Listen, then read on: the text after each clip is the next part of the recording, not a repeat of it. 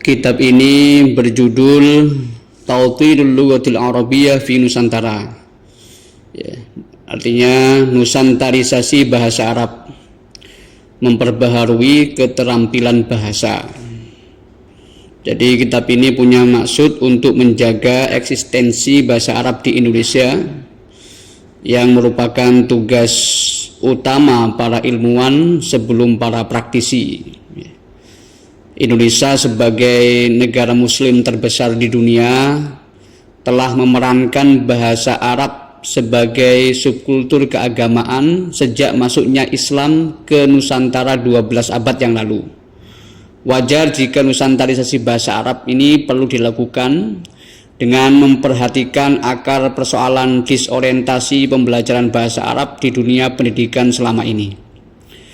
Akar persoalan dimaksud adalah kerancuan pemahaman keterampilan bahasa yang berdampak struktural pada peletakan bahasa Arab di Nusantara.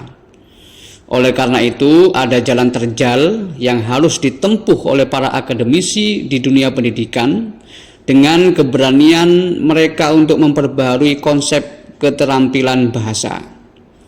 Sebagai langkah awal, konsep pembaharuan bisa merujuk pada hasil penelitian salah satu anak bangsa yang diterima dan dipaparkan oleh yang bersangkutan dalam konferensi internasional di Sharjah, Uni Emirat Arab, yang diselenggarakan oleh Pusat Pendidikan Bahasa Arab Negara-Negara Teluk di awal tahun 2023. Penelitian itu berjudul Meninjau Kembali Keterampilan Bahasa, Studi Epistemologis atas Pengalaman Indonesia.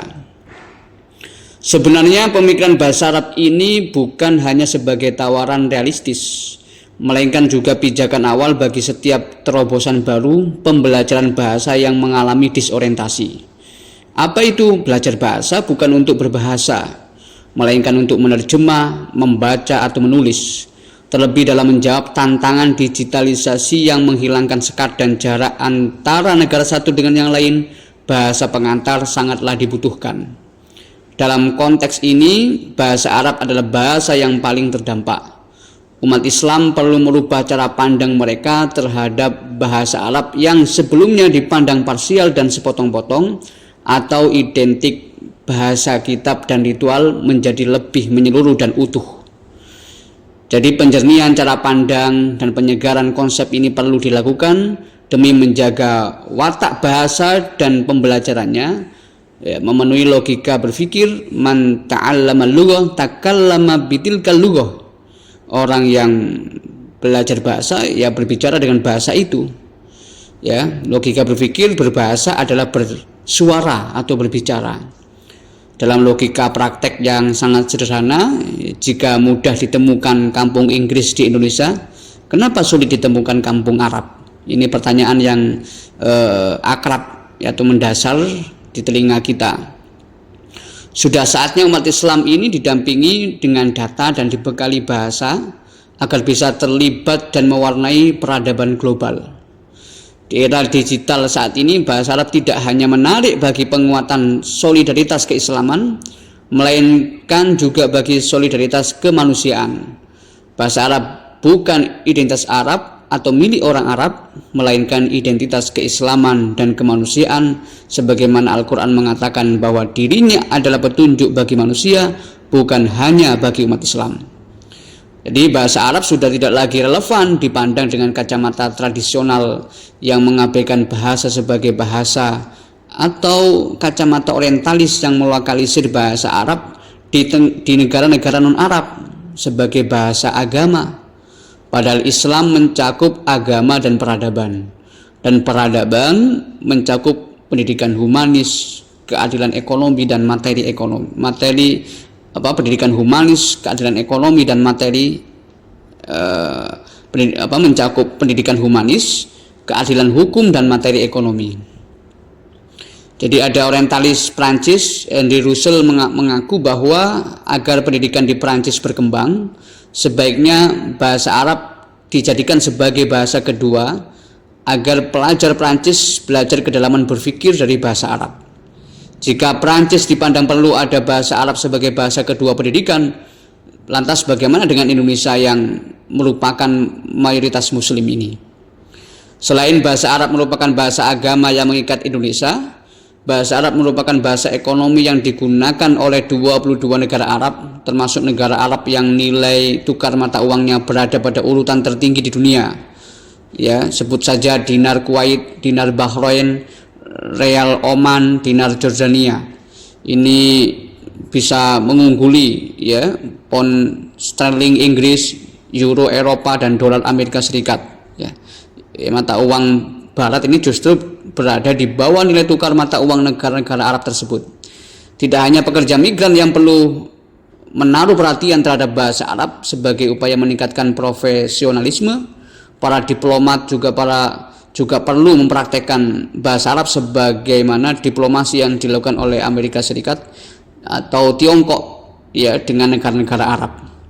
Oleh karena itu, bahasa Arab perlu didudukkan pada tempatnya, dipandang lebih luas dan menurut kodrat aslinya sebagai bahasa, ya sebagai suara, bukan sebagai simbol, karena keduanya merupakan sesuatu yang sangat berbeda dan saling berhubungan secara tidak konsisten. Dari sisi fungsi, ya, tidak dipungkiri bahwa bahasa tidak hanya sebagai simbol untuk dibaca, melainkan juga sebagai alat komunikasi lisan maupun tulisan. Ya, jadi seperti peraturan Menteri Agama, jadi belajar bahasa Arab itu ya tidak hanya sebagai alat mendalami agama, tapi sebagai alat komunikasi internasional. Begitulah kira-kira menurut peraturan negara kita.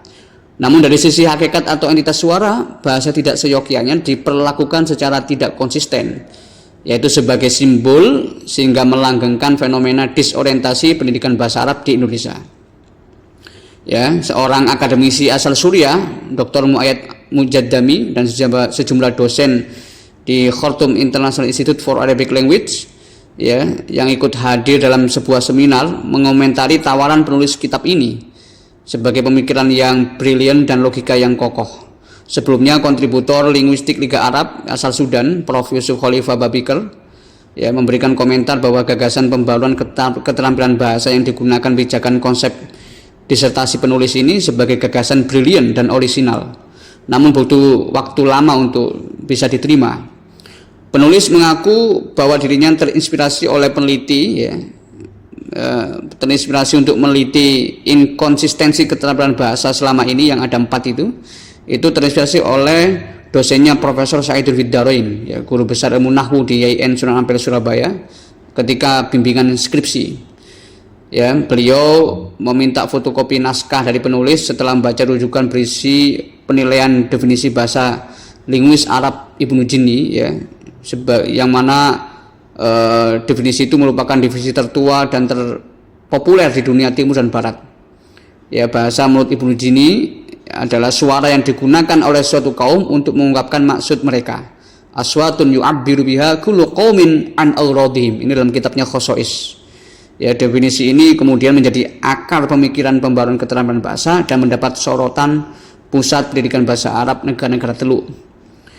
Tentu hal ini bukan tawaran utopis, melainkan solutif bagi masa depan bahasa Arab agar mudah dipelajari, lebih hidup, menyenangkan, dan berdampak di ruang digital dan lingkungan bahasa Arab, meskipun lingkungan itu al-bi'ah al-mustona'ah, ya, lingkungan buatan kayak di pesantren atau kayak kampung Arab dan lain-lain. Image bahasa Arab sebagai bahasa yang sulit atau bahasa merupakan nahwu pada akhirnya akan hilang dengan tanpa mengganggu tradisi lokal yang berkembang di masyarakat, terutama pesantren yang melestarikan ciri khas ulama Nusantara dalam mempelajari Islam, ya, yaitu metode utawi ikiku dalam bahasa Jawa atau ciri khas dalam bahasa lain, ya, Sunda dan lain-lain. Tantangan image bahasa Arab itu sulit dan perlakuan terhadap bahasa Arab yang disamakan dengan perlakuan terhadap nahwu hingga muncul kebiasaan penyalahgunaan ilmu nahwu tentu akan berkurang. Ya, di samping hal itu bagian skenario sekularisasi bahasa Arab yang terwariskan secara turun-temurun. Ya, jadi puluhan bahkan ratusan kitab nahwu mengatakan ya nahwu bukan untuk membaca kitab, tapi nahwu adalah untuk bisa menyampaikan kalam secara fasih, bukan untuk membaca teks. Ya, tapi itu penyalahgunaan yang sudah turun-temurun dari generasi ke generasi di Indonesia, seperti penelitiannya Profesor Saidul Fiddarain. Ya, tidak dipungkiri bahwa perubahan image membutuhkan upaya bersama para ahli maupun praktisi sehingga bahasa Arab dalam manfaatnya dapat bersaing secara efektif dengan bahasa Inggris, bahasa Mandarin atau bahasa lain yang kian diminati oleh dunia kerja.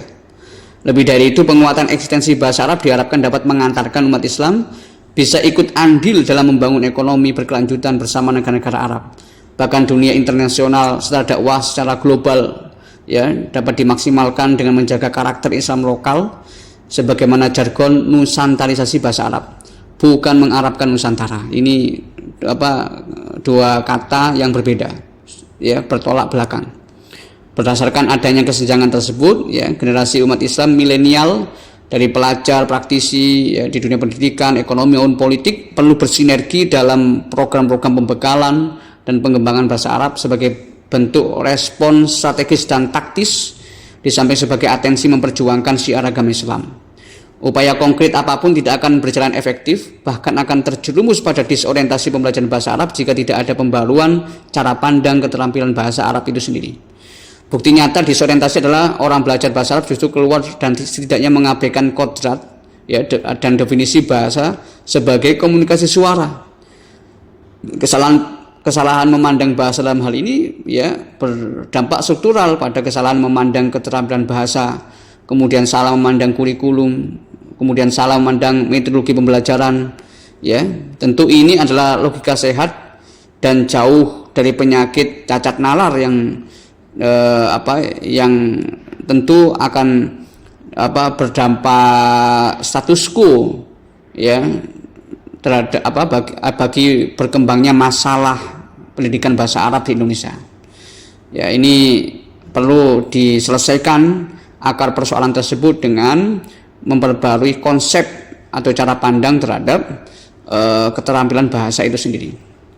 Ya, jadi sekali lagi terakhir ya, isu-isu kebahasaan dan kearaban diharapkan bisa menemukan momentumnya ya, selaras dengan watak generasi milenial yang menyukai sharing dan traveling ya, apalagi Liga Arab atau dunia Arab itu terdapat 22 negara Arab ya, ini terbentang luas ya, bahkan juga tidak hanya geografis secara fisik tapi juga secara digital, tentu yang tidak terbatas ya, dan masyarakat global yang tentunya mengakui bahasa Arab sebagai bahasa internasional.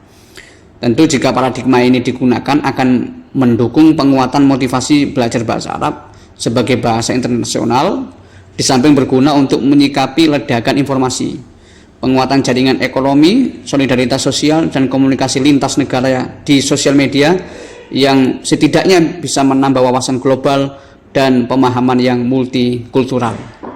Ya, demikian pemikiran dari buku ini. Wallahu a'lam.